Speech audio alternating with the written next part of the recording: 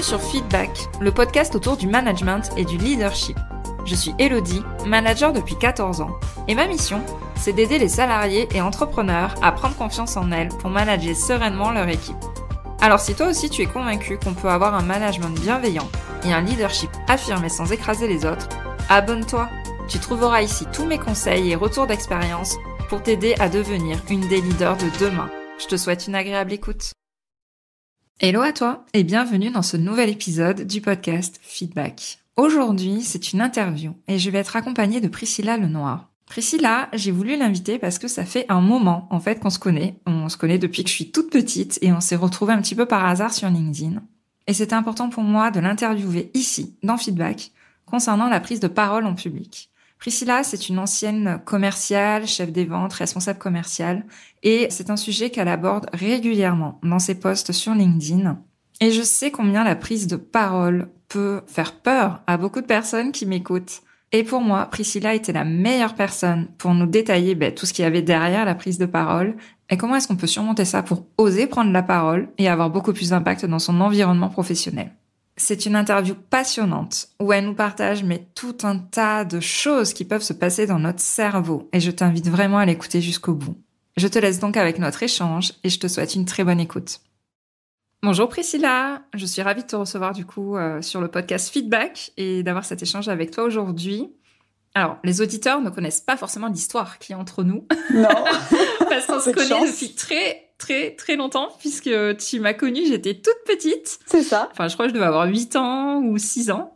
Et les aléas de la vie ont fait qu'on s'est retrouvés sur LinkedIn il y a quelques mois et à avoir des parcours un petit peu similaires. Donc, comme quoi les aléas de la vie sont parfois rigolos.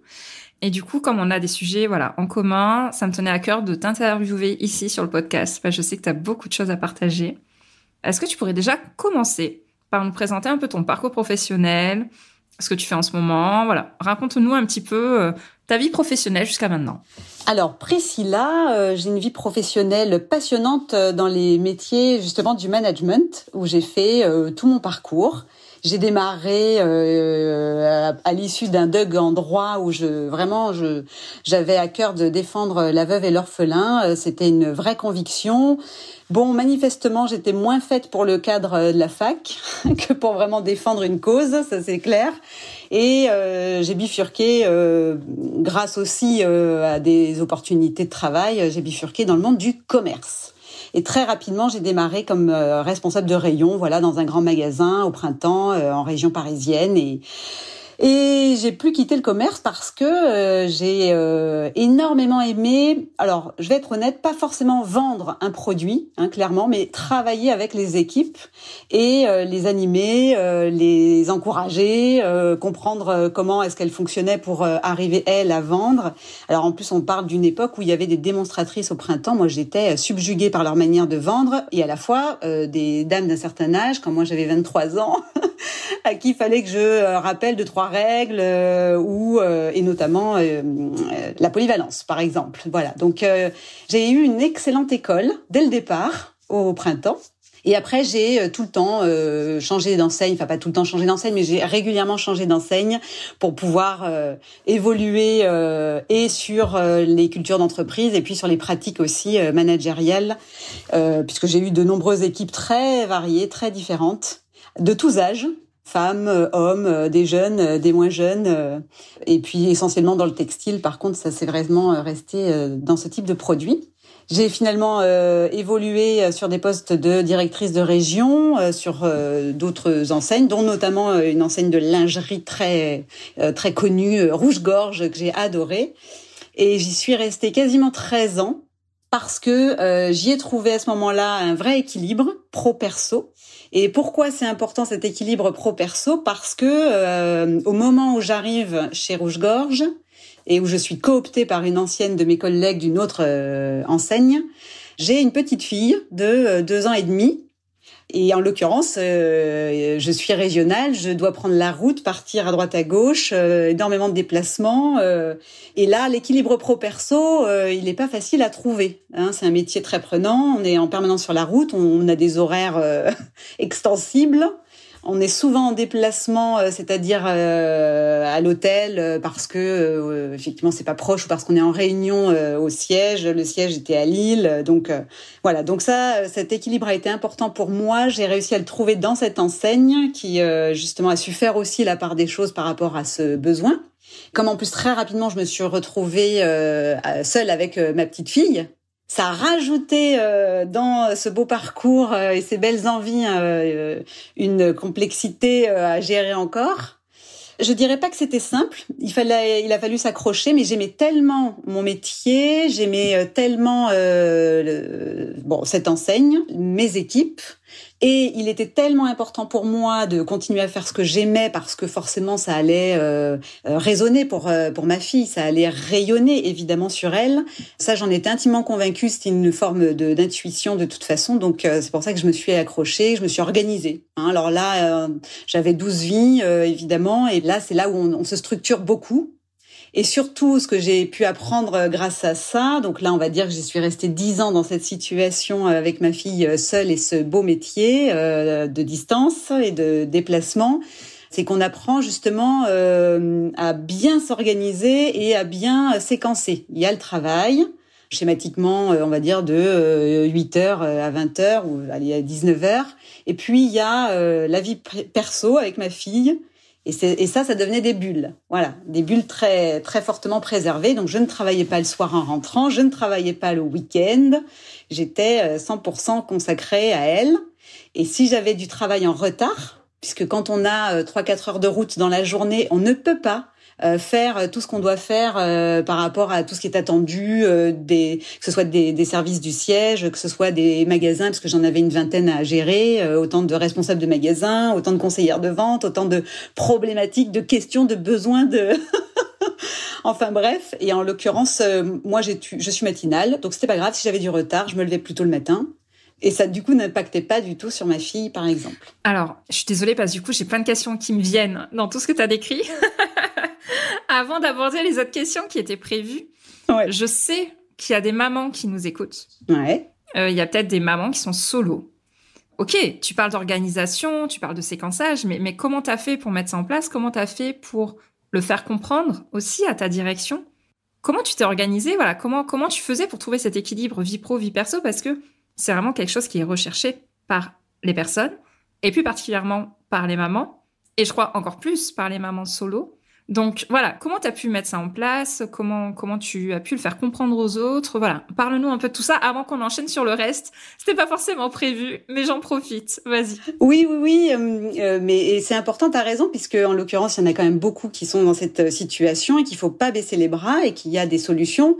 Alors, il y a des solutions de garde, ça, évidemment, il fallait bien que j'en trouve. Mais au-delà de ça, c'est dans la tête. C'est-à-dire qu'il faut accepter de se dire, je ne l'accompagne pas à l'école, je ne vais pas la chercher à 5 heures, elle mange à la cantine. Mais ça, du coup, c'est d'abord le premier point, c'est à être au clair avec ça dans sa tête. Et on est au clair avec ça dans sa tête parce que on se dit parce que d'abord, on répond à un besoin qui est propre à soi, qui est de s'épanouir aussi. Et ça, c'est important. Parce que je le redis, si je suis épanouie, ma fille le sera. Donc, il y a un vase communicant qui permet quand même de lever ce verrou-là, de se dire, ah my God, je ne suis pas présente à tous les moments de sa vie. Et puis justement, non, puisque les enfants, ils ont aussi besoin de s'émanciper et de découvrir la vie aussi. Après, il n'y a pas la question de se dire, bah oui, mais t'es jamais là, tu fais pas le job et c'est pas bien. Bah là, c'est pour ça que je dis ça, c'est très mental. Ce qui est bien, c'est ce que je décide de ce qui est bien. Voilà. Et moi, je décide que puisqu'elle va à l'école, puisqu'elle est nourrie, puisque j'ai une solution de garde, même si cette solution me coûte et que du coup je gagne moins d'argent, ça n'est pas grave, puisque ça n'est pas ça ma priorité. Qu'à partir du moment où ça c'est cadré et qu'elle va bien et que quand je suis là, par contre, je suis 100% avec elle, alors on est OK. Et je suis OK avec ça mentalement. Et après, il y a eu le chemin organisationnel en termes de métier, où là, alors clairement, ça s'est pas fait du tout en un jour et en une année. J'ai testé beaucoup de modes d'organisation, à quelle heure je pars, à quelle heure je rentre, mes tournées, comment je les organise, en fonction justement de ce qui est prévu par rapport à ma fille en termes d'organisation. Voilà, justement, une fois que j'avais quelques années quand même rodées, c'est là que je me suis dit, mais moi je suis du matin, donc je me préfère rentrer à 7 heures, m'occuper d'elle, ne pas travailler ensuite et me lever plus tôt le matin. Voilà, mais j'ai testé plusieurs choses. Ce qui m'a permis de tester clairement, c'est la patience à ce moment-là de mon employeur. Et c'est là aussi où du coup, l'entreprise ensuite, elle a un rôle clé. Forcément, si j'avais pas eu une entreprise, un N+1, N+2, N+3 compréhensif, en tout cas qui nous laissait faire, qui considérait que moi, sur mon poste de directrice régionale, j'étais suffisamment autonome pour gérer mon temps. Effectivement, j'aurais certainement eu d'autres difficultés. Donc, c'est tripartite l'affaire. Il y a l'entreprise, il y a l'enfant et puis il y a soi. Ok, super. Merci beaucoup du partage d'expérience parce que je suis sûre que ça peut aider beaucoup de personnes. Et j'aime beaucoup le fait que tu mettes en avant que ça se passe d'abord par la tête, en arrêtant de culpabiliser peut-être de beaucoup de choses, en arrêtant peut-être de se flageller en se disant « je suis une mauvaise mère si je fais pas ci, si je fais pas ça », et de repositionner du coup aussi ton besoin. Comme tu dis, si tu t'accomplis professionnellement, ça aura forcément un impact aussi personnellement sur ta fille. Le meilleur moyen pour que son enfant soit heureux, c'est que les parents soient heureux. Donc, je trouve ça hyper important que tu rappelles tout ça. Donc, merci beaucoup pour ton partage. C'était pas prévu forcément, mais merci beaucoup. Du coup, si on en vient aujourd'hui, maintenant, à ce que tu fais, à l'activité que tu as, nous, c'est vrai que le cadre de ce podcast va être autour de la prise de parole. J'aimerais juste, du coup, que tu nous expliques, voilà, comment tu es arrivé à développer cette activité-là? Pourquoi cet axe-là? Alors, c'est un axe parmi tant d'autres chez toi. C'est celui-là qu'on va mettre en avant aujourd'hui, mais il y en a d'autres. Voilà, si tu nous parles un peu de ça avant qu'on puisse enchaîner sur les questions sur la prise de parole derrière.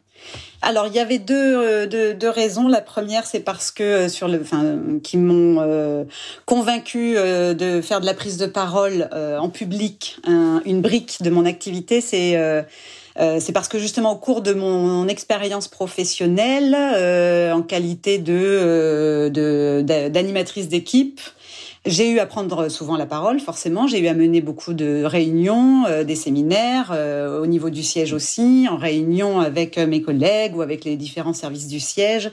Bref, on est tout le temps en train de devoir prendre la parole devant une assemblée. Qu'elle soit connue, qu'elle soit pas connue. Je demandais aussi justement à mes responsables de magasin de s'exprimer, de prendre la parole, d'animer des réunions d'équipe. Et effectivement, c'était souvent une vraie difficulté.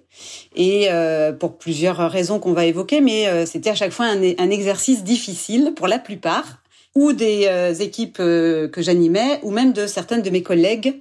Donc ça m'a fait tilt. Ensuite, je me suis dit, et j'ai observé que clairement, il y avait une vraie inégalité dans la prise de parole entre mes collègues masculins et mes collègues féminines. Donc ça m'a fait tilt aussi. Et ça, c'est venu évidemment titiller ma fibre féministe très engagée et très affirmée. Donc là, je me suis dit, tiens, c'est intéressant. Non pas que je sois qu'on ait à les jalouser, mais plutôt à s'intéresser de pourquoi eux c'est si facile et pourquoi nous c'est si difficile. Voilà, et comment dans le milieu professionnel, on est tout le temps en train de devoir prendre la parole devant donc ce public plus ou moins inconnu. On démarre par un entretien d'embauche, on peut avoir aussi besoin de prendre la parole pour faire ne serait-ce qu'une demande d'augmentation et d'évolution professionnelle. Pour un dirigeant, une dirigeante vont devoir prendre la parole pour diriger leur entreprise, les managers pour animer leur équipe. Quand on a des gestions de conflits, quand on doit convaincre des partenaires commerciaux, dans le milieu professionnel, en permanence, on doit prendre la parole. C'est un acte qui est systématique, qui est fort, qui est inégal. Donc, je me suis intéressée au pourquoi et au comment, du coup, le résoudre, en partie, évidemment, d'où l'activité. C'est vrai que c'est très bien que tu aies évoqué le fait que la prise de parole est présente partout. On s'en rend pas forcément compte, mais c'est vrai qu'elle est présente partout. Et tu vois, une de mes questions, c'était pourquoi c'est si important de savoir prendre la parole?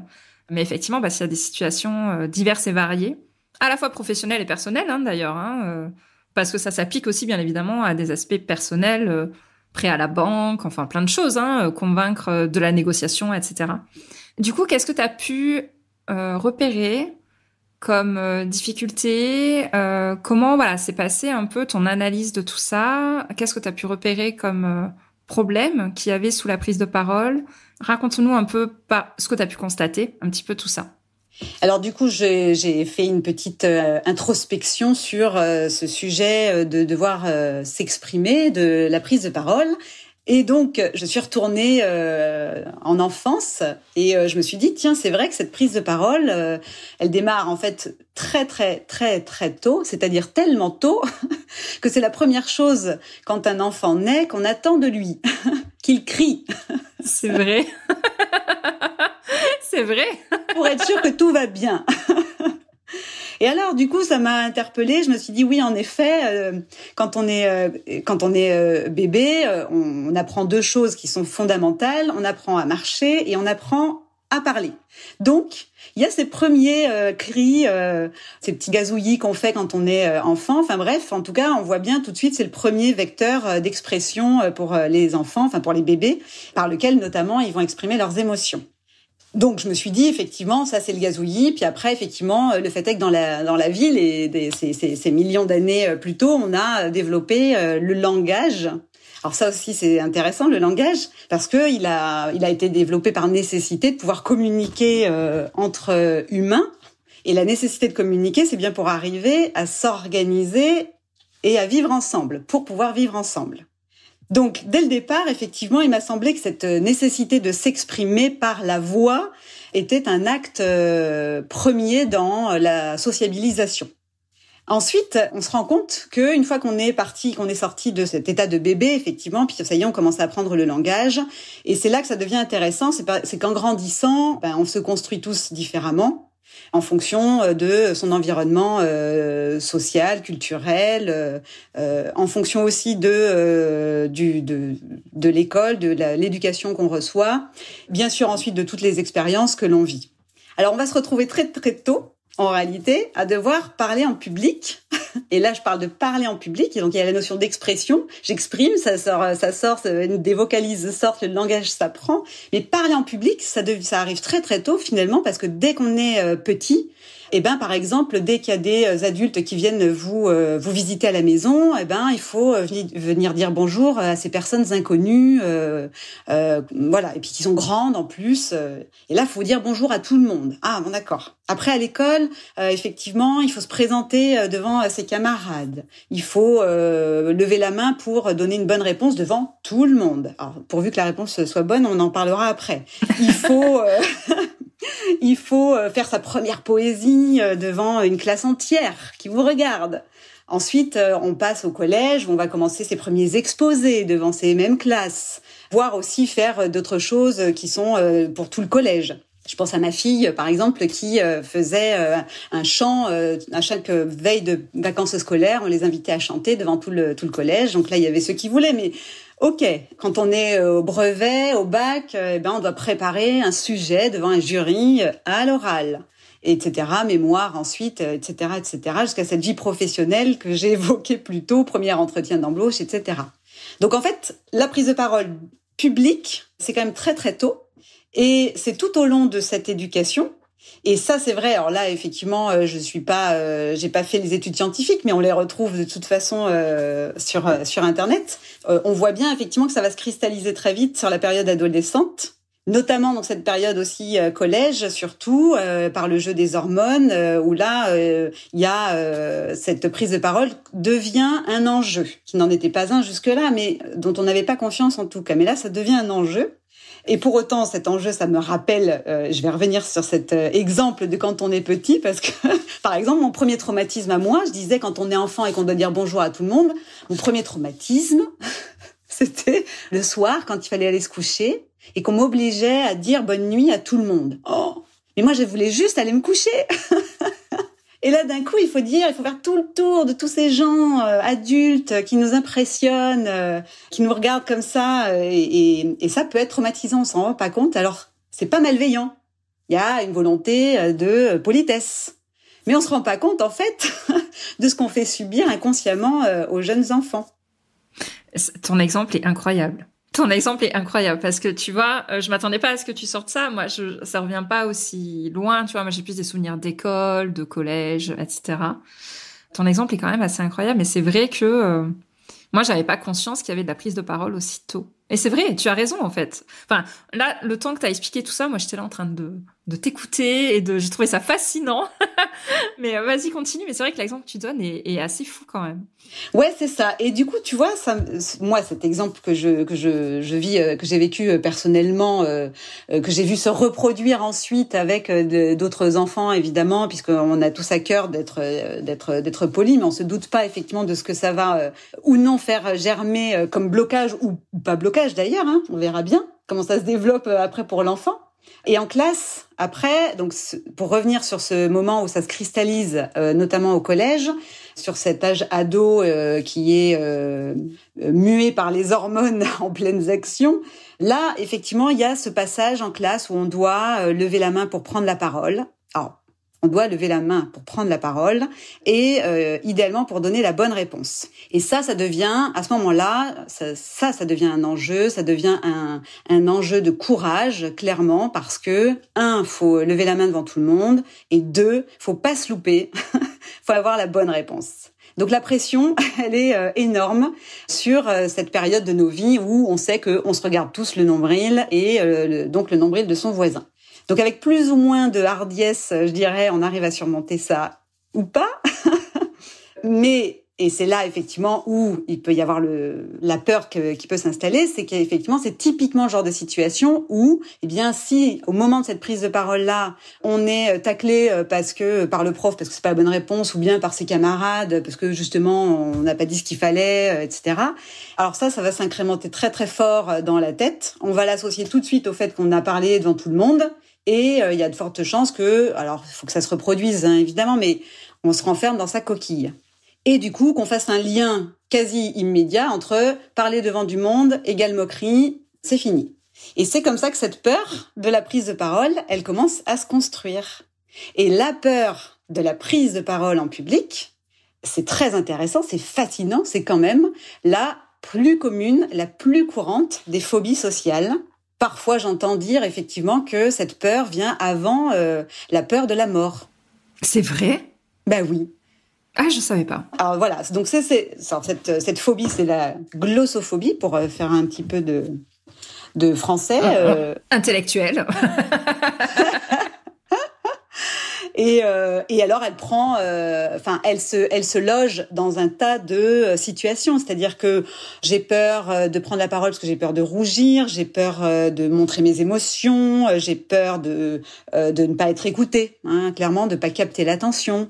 J'ai peur de bafouiller. J'ai donc évidemment peur des trous de mémoire, j'ai peur de pas maîtriser mon sujet, j'ai peur de l'inconnu, de l'échec, j'ai peur donc du jugement. Et aussi, et ça c'est très important, et toujours dans cette période de l'adolescence, j'ai peur du regard des autres sur, non pas que qui je suis intérieurement, et donc des moqueries et du jugement, mais j'ai peur aussi du regard sur mon corps, mon physique. Donc ça, c'est une autre phobie, mais qui est très importante parce que elle fait, en fait, ça va être un tout. Oui, ça va être dans le même package qu'il y a dans la peur liée à la prise de parole. Exactement. Donc en fin de compte, quand on revient à notre apprentissage quand on est bébé, où on sait que parler et marcher, c'est les deux choses qui s'apprennent tout de suite et qui s'apprennent en faisant, en pratiquant, l'une comme l'autre, effectivement, on comprend facilement que si l'une est mécanique, l'autre, effectivement, elle va être favorisée par tout un tas de facteurs extérieurs à soi et qui sont plus ou moins favorisés. Donc par la famille, par l'éducation, par tout ce qu'on peut rencontrer autour de soi. et qui va construire, du coup, sans qu'on le sache tout de suite quand on est petit, et progressivement, ça va construire l'estime de soi. Et cette estime de soi, elle est donc, c'est pour ça que c'est important de parler des peurs qui sont la peur de ce que je peux être en tant que personne, mais de ce que je suis aussi en tant que physique, parce que l'estime de soi, c'est vraiment c'est deux corps, c'est le corps physique et le corps intellectuel, spirituel, émotionnel. Et on se rend compte avec la prise de parole, donc, que quand on se sent bien dans son corps et dans sa tête, en fait, on a a priori une bonne estime de soi, donc, et donc on a suffisamment confiance en soi, du coup, pour pouvoir prendre plus aisément la parole que d'autres. Et à ce moment-là, on se rend compte que cette confiance en soi, qui est née de cette estime de soi, qui est née de ces facteurs favorables à avoir pris la parole en public parce que on n'a pas été ni moqué, ni machin, ni bidule, et qu'on a accepté aussi son corps physique, et on s'autorise à s'exprimer, alors s'exprimer tout court d'ailleurs, et puis s'exprimer tout haut, donc envers du public, aller vis-à-vis d'autres personnes. Et là on s'autorise à exprimer une idée, une envie, un rêve, une opinion, une joie, des doutes, des peurs, des échecs, des réussites, tout. Oui, moi j'adore. Tu pourras en parler des heures, je crois. J'adore t'écouter là. Mais moi aussi, parce que je trouve ça fascinant de me dire que sur un acte aussi simple, semble-t-il, au démarrage de nos vies d'enfants, que de s'exprimer et que de dire arre gazou, bon papa maman, en fait il va en découler en réalité tout un fonctionnement, tout un système de confiance en soi, d'estime de soi, et qui va en fait être catalysé par la prise de parole en public. Et l'effet vertueux, effectivement, on le comprend très vite, c'est que à partir du moment où si je m'exprime, je gagne en confiance en moi et je gagne en estime de moi, et plus je m'exprime et plus je gagne en confiance et plus je gagne en estime. Et inversement, effectivement, si dès le départ j'ai pas une estime de moi très développée parce que elle n'a pas été favorisée par des tas de situations, j'ai clairement pas suffisamment confiance en moi pour prendre la parole. Et moins je prends la parole, moins j'ai confiance en moi, et plus je me désestime. Et là, on est dans le cercle vicieux. Complètement. Ok, alors je laisse tous les auditeurs et auditrices assimiler tout ce que tu as dit, parce que t'as donné plein d'informations, d'exemples, etc. Donc oui, t'as cité toutes les peurs qu'il y avait derrière la prise de parole, parce qu'effectivement, il y en a plein, tu vois. Moi, je pensais à la peur du jugement, mais effectivement, il y en a beaucoup. Donc il y a tout un travail aussi à faire d'un point de vue mental, mindset par rapport à ça. Moi, tu sais que j'aime bien les conseils concrets dans mon podcast. Là, il y a peut-être des personnes qui ont peur de prendre la parole en public et qui aimeraient, parce qu'elles savent que c'est nécessaire dans leur vie professionnelle, s'améliorer là-dessus et arriver à prendre la parole avec beaucoup plus d'aisance. Quels sont les conseils que tu leur donnerais? Quels sont les conseils peut-être que tu as donnés aussi à tes équipes commerciales quand tu travaillais chez Rouge-Gorge, par exemple? Quels conseils tu leur donnerais pour oser enfin prendre la parole en public? Alors, il n'y aura pas meilleur conseil que de se dire pour cette action très spécifique de parler en public que de le faire. Et là, on revient à notre situation de bébé qui apprend en marchant. Ça, c'est clair. Voilà. Et donc, il y a quand même 2-3 astuces, évidemment, parce qu'on va pas gagner en confiance tout de suite. D'abord, on va le faire avec la peur au ventre, et puis ensuite, c'est grâce à ça qu'on va pouvoir gagner en confiance. Clairement, la première fois qu'on doit faire une réunion avec son équipe, une présentation de projet devant son boss, vendre un produit devant des partenaires. Enfin, il y a 2 conditions, le fond, la forme. Donc, il faut, sur le fond, préparer clairement son intervention. D'abord, alors la préparation du fond, c'est quoi? C'est connaître clairement à qui je vais m'adresser, pourquoi je dois m'adresser à eux, et quoi, c'est-à-dire qu'est-ce que j'ai à dire. Ça, c'est déjà fondamental. Donc, on a ces objectifs en tête. Pour qui, pourquoi et quoi. Ensuite, on prépare son intervention et on l'écrit. L'écriture, effectivement, elle permet. Alors, on n'a pas tous une mémoire photographique, mais quand même, on apprend en écrivant.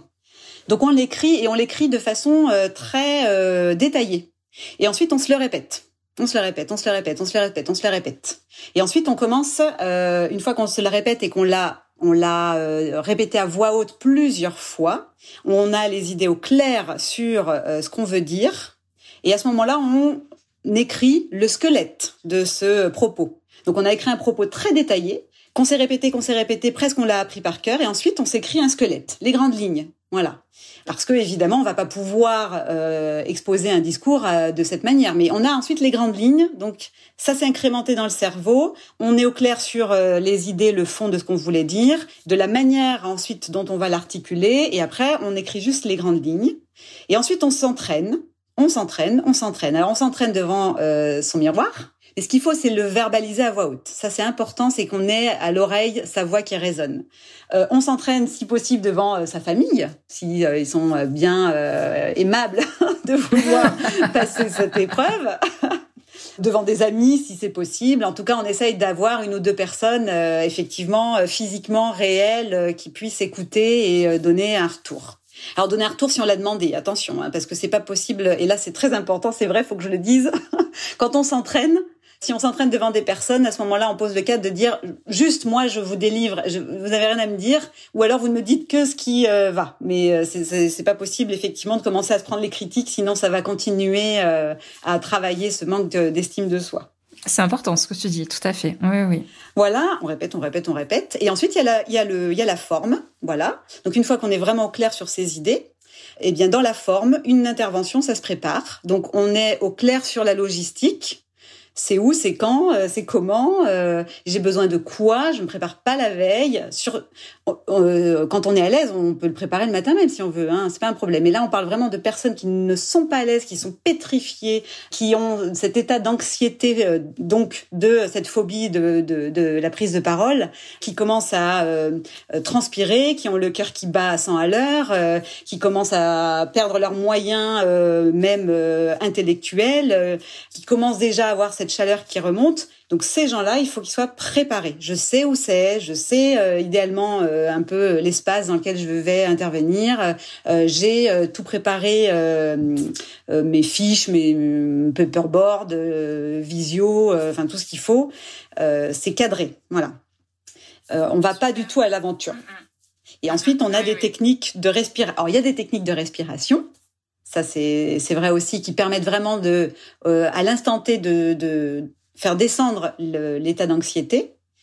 Et quand ensuite on est au moment de faire sa présentation, ça, je pense qu'on le retrouvera dans tous les conseils qu'on pourrait lire, je suppose, c'est l'ancrage, c'est-à-dire vraiment utiliser sa sensation. Alors, soit c'est la vue, c'est-à-dire que j'ancre mon regard sur un point fixe que je lâche pas. Soit c'est les deux pieds bien ancrés au sol, bien posés, et je sens la sensation de ce sol sous mes pieds qui me soutient, qui me porte, et on se rassure avec ça pour pouvoir justement être focus sur ce qu'on va délivrer.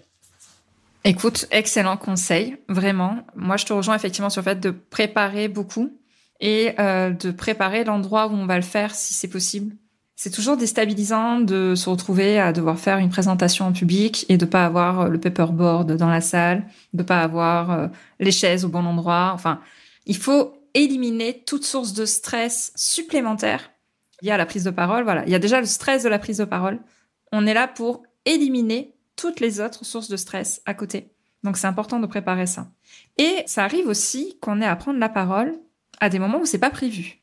Quels sont les conseils que tu donnerais du coup à ce moment-là? Peut-être un, deux, voilà, peut-être pas tous les exemples par exemple que tu as donnés ou tous les conseils que tu as pu donner, mais il y a des moments où on doit intervenir en réunion, en séminaire, ce genre de choses, et c'est pas prévu du tout, et on n'est pas à l'aise avec la prise de parole.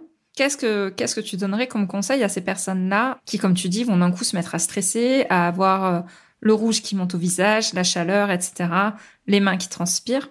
Sur quoi elles peuvent se rester focus pour pouvoir faire une prise de parole correcte et moins stressante? Donc, on parle de personnes qu'on a prises au dépourvu, mais qui n'ont pas le choix. Oui, complètement. Ouais, par exemple. Parce que ça arrive. Enfin, faut le reconnaître. Ça arrive. Et je crois que c'est la pire des choses qui puisse arriver à des personnes qui ont horreur de prendre la parole en public. Mais malheureusement, la situation fait que ça arrive. Oui. Alors normalement, effectivement, c'est tout l'intérêt de travailler dans des entreprises intelligentes, c'est qu'on aura identifié que ces personnes ne peuvent pas être prises au dépourvu et on ne les mettra pas en difficulté. Note pour plus tard. Mais quand ça arrive, alors il y a un conseil technique qui est effectivement vite. Quand j'arrive sur une scène, mettons, j'ai mes 2 pieds bien au sol et idéalement je vais fixer une personne sympathique, c'est-à-dire qui nous met en confiance, voilà, qui va nous soutenir du regard. On sait elle va sourire, on sait qu'elle va être là pour nous. Même si évidemment dans une prise de parole classique, on est censé évidemment s'adresser à tout le monde et balayer du regard la salle. Mais là, on a besoin d'être rassuré, donc on se met dans cette bulle de confiance avec cette personne. Ça, c'est la première idée qui me vient. Et puis ensuite, on se mentalise très fort. Donc sur l'instant, si on vous dit vite, tiens, parle de ce sujet, ok. Idéalement, il faut être assez fort mentalement, mais en tout cas se dire, bon, c'est moi. Je sais. Ça veut dire que si on vous demande à vous et pas aux voisins, c'est parce que c'est bien vous qui avez la connaissance, l'expertise sur ce sujet. Donc, essayez de garder un peu de cette confiance que quelqu'un manifestement vient de vous passer et de la garder sur scène jusqu'au bout en se disant je suis légitime et on se le répète. Ok, ouais, super. Ouais, j'adore les conseils que tu as donnés parce qu'effectivement, c'est des situations qui sont pas évidentes et c'est toujours bien d'avoir quelques conseils au cas où ça arrive, qu'on puisse ne pas trop stresser par rapport à ça. Bah écoute, super pour tous tes conseils liés à la prise de parole. Et c'est vrai que j'ai découvert tout un aspect que je connaissais pas forcément derrière. Mm-hmm. Je sais pas s'il y a un autre conseil ou un autre élément que tu souhaites rajouter avant de peut-être nous dire où est-ce qu'on peut te retrouver sur les réseaux sociaux, etc. Alors le dernier conseil, effectivement, c'était le premier que j'ai donné. En réalité, c'est de faire. Il n'y a pas meilleur conseil en fait pour se libérer sur la prise de parole que de prendre la parole. Alors évidemment, c'est toujours facile quand on dit ça, mais on a beau s'entraîner devant son miroir, ça sera jamais pareil. Et donc il faut aller au contact.